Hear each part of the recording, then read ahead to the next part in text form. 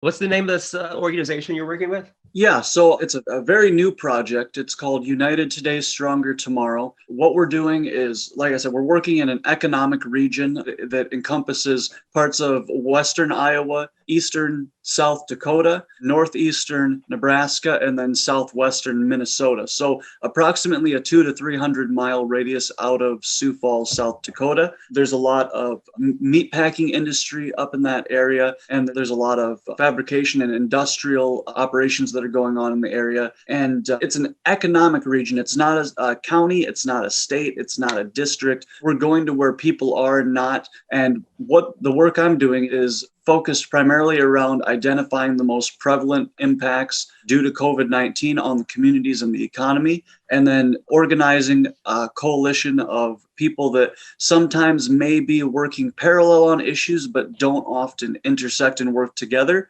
and then setting the agenda going forward so we don't end up in a crisis as bad as we had after the last financial collapse following 2008. So what I've been doing is I've been meeting with a lot of grassroots and grass tops organizers with the AFL-CIO, unions, religious groups, healthcare workers in these local communities, healthcare workers on reservations, and First Nations, Indigenous persons, tribal lands. And what I'm doing is I'm convening leaders and essentially providing the resources to build a dialogue with their representatives, dialogue that isn't there right now. People don't call their senators and bother them in the Midwest. People don't write letters to their senators. People don't go to their offices and try to convene meetings. And that's what I'm doing. I'm getting those meetings set up and bridging that divide to set up that dialogue for these people. What are some of these parallel organizations that you talked about? I mean, you mentioned some of them, AFL-CIO and religious organizations. Any other organizations that people would recognize?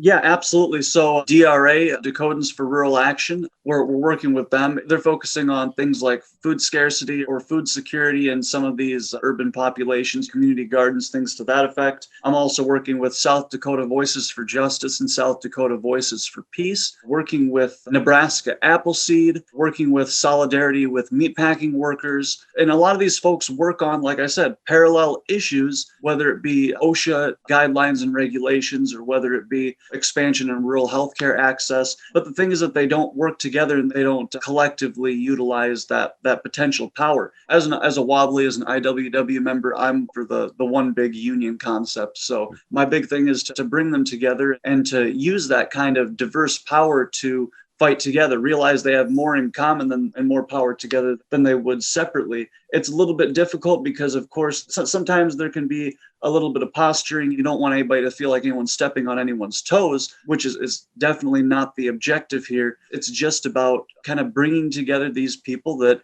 don't talk, that don't work together. For example, the AFL-CIO presidents in those 4 states have never been in the same meeting together. That's something I'm working on right now, is getting Cooper Caraway and Charlie Wishman and all these union presidents in the same room together to talk about this economic region. Because in the Midwest, it's populated areas and then a lot of cornfield where nobody lives. Well, why the hell would we be organizing in an area where it's just cornfield? Why would we not organize these economic regions and then let it bleed out from there? I take it a lot of this looks like kind of making phone calls now and connecting people with other people versus in person, like canvassing, or is there still some of that going on, meeting people in person at the door? I would love to knock doors. I am itching to knock doors. All that I do is I stay out on my farm and play guitar and drink vodka. So I would love to get some exercise and go knock doors. But a lot of it is phone calls. A lot of it is emails. A lot of it is advertising, Facebook advertising,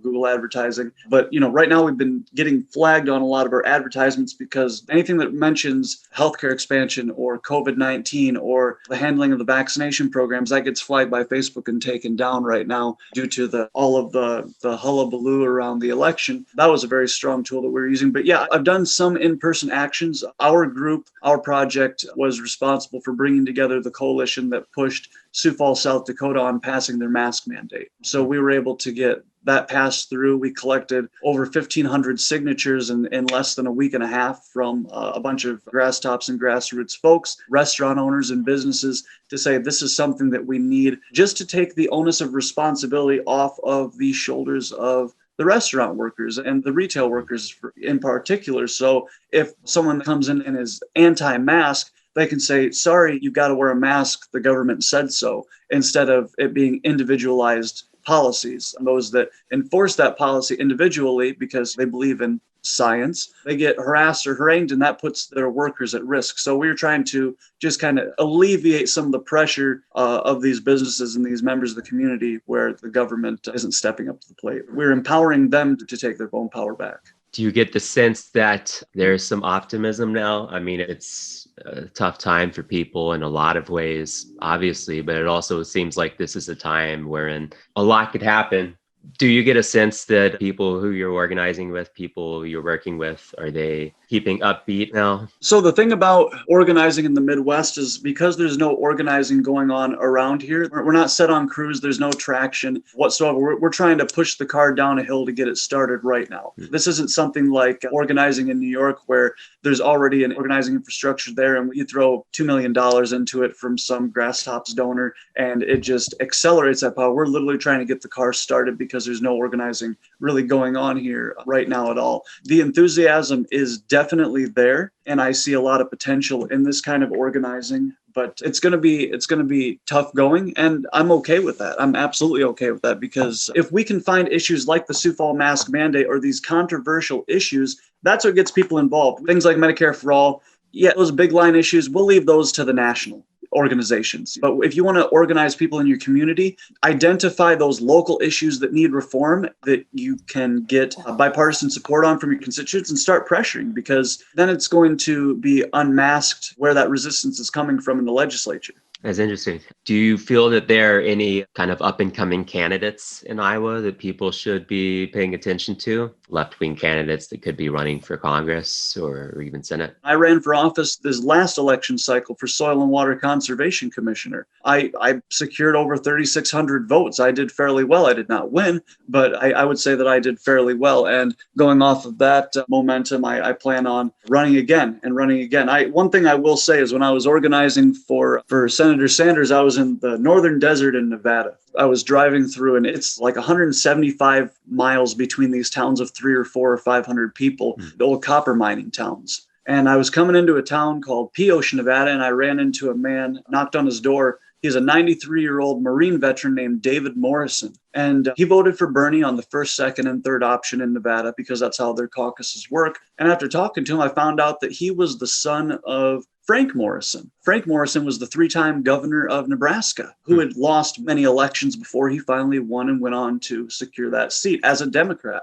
And he was telling me this story about how he and his father, Governor Morrison, were invited to JFK's White House. And they walk into the Oval Office, and JFK is on the phone, and he gets off the phone and he stands up from the Resolute desk and he picks up the shins of his pants and starts tiptoeing towards Frank, Governor Morrison. And David, little kid, he was a little kid at that time here, he's wondering, the damn president's tiptoeing towards us right now. And JFK says, I don't know how you do it, Frankie boy. Winning as a Democrat in such a red deep state, you must be good at tiptoeing through the bullshit. And as we're sitting there, the sun's going down, and up over the copper mine, there's about 15 mule deer that come up over the horizon. And we're sitting there on his porch, and all of a sudden, David lets out this crazy whistle. I've never heard a sound like this in my entire life. And all of a sudden, I'm watching in awe as all these deer start galloping down towards me. He's like, up here come my deer. And I look over to my left, and he's gone. And here's this freaking herd of deer that's charging down towards me, mule deer.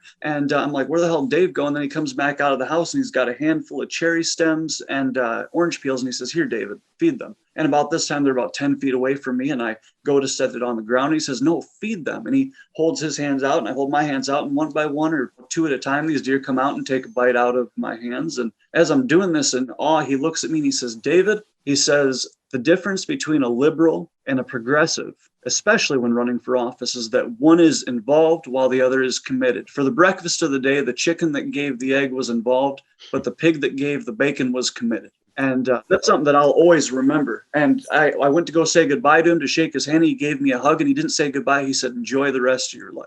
Is this your way of telling us that he's going to be your running mate or something? Or because No. vote for this ticket, I think. I got to say. Oh, he's a fantastic man. I met quite a few interesting people in Nevada. It just seemed like a mystical time. Maybe it was mystical. Maybe it was the legal weed. I don't know.